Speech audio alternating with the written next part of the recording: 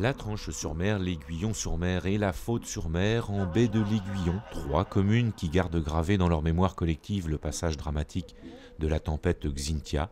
C'était le 28 février 2010. Et quand l'eau est montée très rapidement, nous sommes montés au premier étage pour nous protéger de la montée subite des eaux. À l'époque, la région des Pays de la Loire avait aussitôt déclenché un plan d'urgence de soutien aux populations.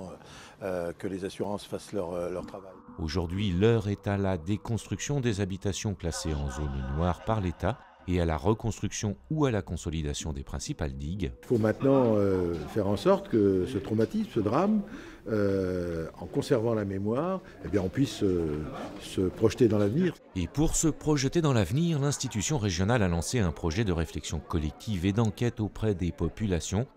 Sous la responsabilité de bureaux d'études, des ateliers de concertation ont ainsi été organisés sur site.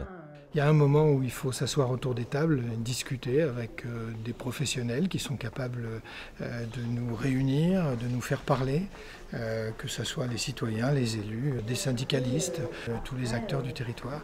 De nombreuses et fructueuses réunions de travail. Une année de travail et ce vendredi 24 juin 2011 à la Tranche-sur-Mer, l'heure est à la restitution des travaux. Et de valorisation des sites naturels. Lors de notre dernière rencontre, à l'occasion de cette démarche de réflexion collective, j'ai proposé qu'il y ait une restitution publique, de telle sorte que tout le monde s'approprie la démarche, qui est une démarche d'étude, n'est-ce pas? Rien n'est décidé en la matière. Un projet global de développement à long terme, protéger les personnes et les biens, réaliser un équipement portuaire d'envergure afin de dynamiser les activités économiques autour des produits de la mer, développer une filière d'écotourisme en lien avec la nature, avec entre autres des déplacements fluides entre les communes, puis également la création d'un équipement phare de rayonnement national dédié aux enjeux du littoral, mais aussi lieu de mémoire. Ce vendredi 24 juin, les bureaux d'études auront ouvert les voies vers un projet de développement global et durable.